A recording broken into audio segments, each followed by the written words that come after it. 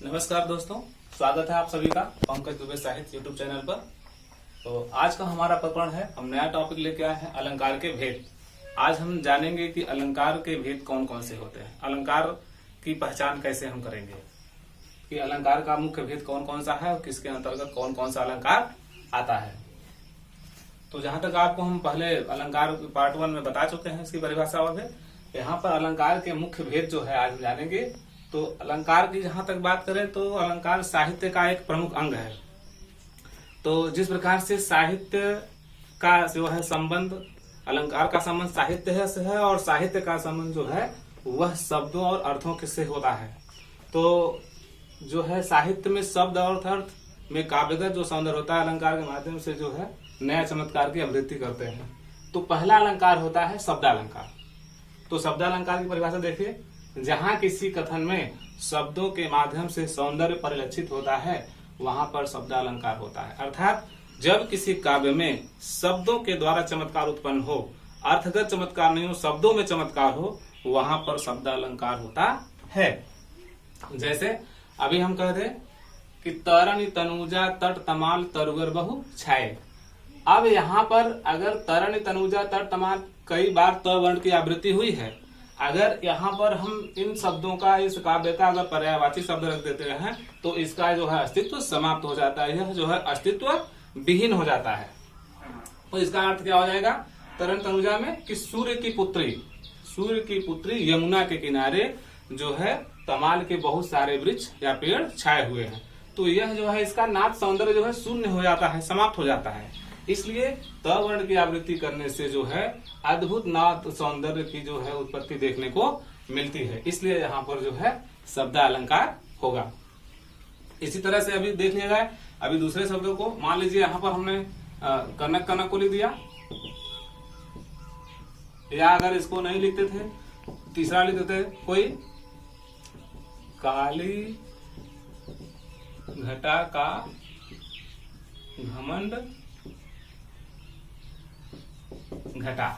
यहाँ पर जो घटा है और ये जो घटा शब्द है, अगर इसका हम पर्यायवाची रख दे, पर्याय का मतलब अर्थ रख दे, तो इसका जो है अस्तित्व समाप्त हो जाएगा।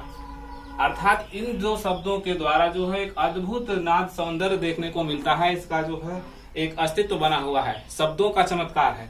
अभी कह दे काली घटाएं जो है उसका घमंड जो है कम हो गया, समाप्त हो गया, तब इसका अस्तित्व नहीं रहेगा। इसलिए जो शब्द है, इन शब्दों के द्वारा जो है उस काव्य की सुंदरता या चमत्कार देखने को मिलता है, इसलिए यहाँ पर जो है शब्दालंकार होगा।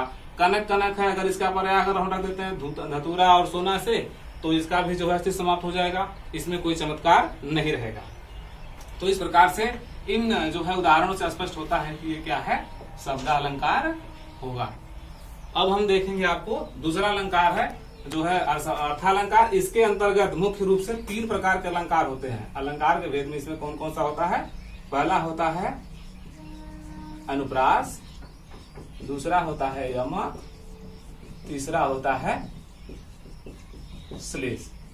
तो ये मुख्य शब्दालंकार में 3 प्रकार के अलंकार पाए जाते हैं, अनुप्रास, यमक और श्लेष।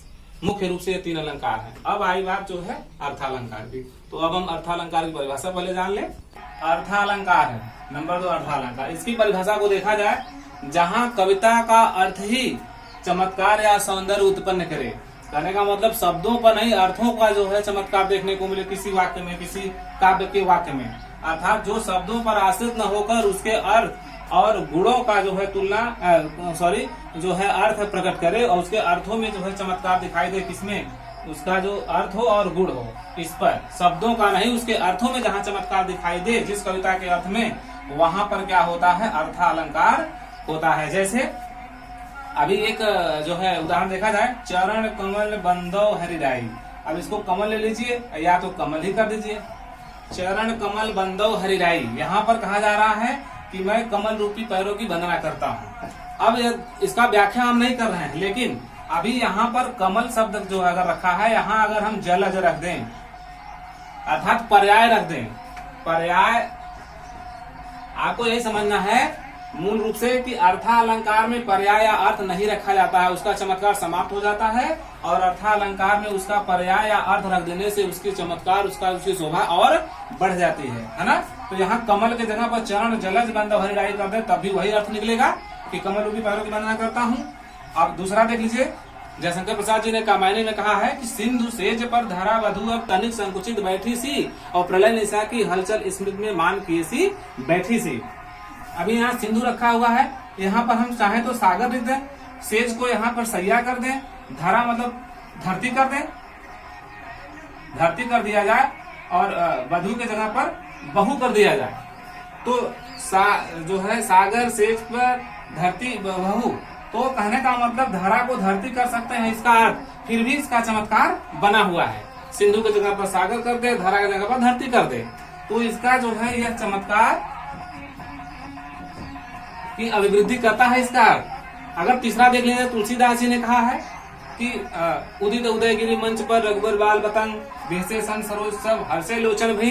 अब यहाँ पर बालक जो है, बालक राम सूर्य की भांति जो है बैठे हैं, वो है जो है मंचासीन है, और बेसे सन सरोज जितने भी संत वहाँ हैं कमल रूपी हैं, उनके जो है कमल रूपी नेत्र जो है हर्षित हो गए, प्रसन्न हो गए।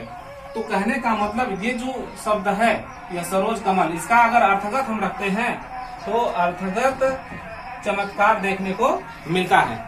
तो कहने का मतलब जिस वाक्य में किसी शब्द का अर्थ चमत्कार उत्पन्न करे, उस काव्य की अभिवृद्धि करे, चमत्कार की अभिवृद्धि करे, उसको क्या कहते हैं, अर्थालंकार। और जहाँ पर शब्द ही जो है उस काव्य की शोभा को बढ़ाए, वहाँ पर शब्दालंकार। अब इसमें बता दिया था कि 3 अलंकार होते हैं, अनुप्रास, यमक और श्लेष, और इसमें जो है मुख्य 6 प्रकार के होते हैं। जैसे मान लीजिए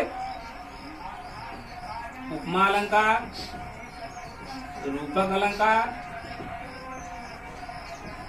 उत्प्रेक्षा अलंकार, अतिशयोक्ति और 5वां अन्योक्ति और 6वां जो है मानवीकरण। उपमा, रूपक, उत्प्रेक्षा, अतिशयोक्ति, अन्योक्ति और मानवीकरण मुख्य जो है 6 प्रकार के अलंकार शब्दा अलंकार में देखने को मिलते हैं, और 3 प्रकार के इसमें। इस प्रकार से शब्दा और अर्थालंकार आपके सामने उदाहरण के द्वारा जो है पुष्टि हुआ। मुझे उम्मीद है कि आपको शब्दा अलंकार और अर्थालंकार के भेद स्पष्ट हो गए होंगे, और इसको आप पढ़िए और वीडियो को शेयर कीजिए। इसके बाद अगला टॉपिक लेकर के हम आएंगे नए वीडियो में। तब तक के लिए धन्यवाद, नमस्कार, जय हिंद।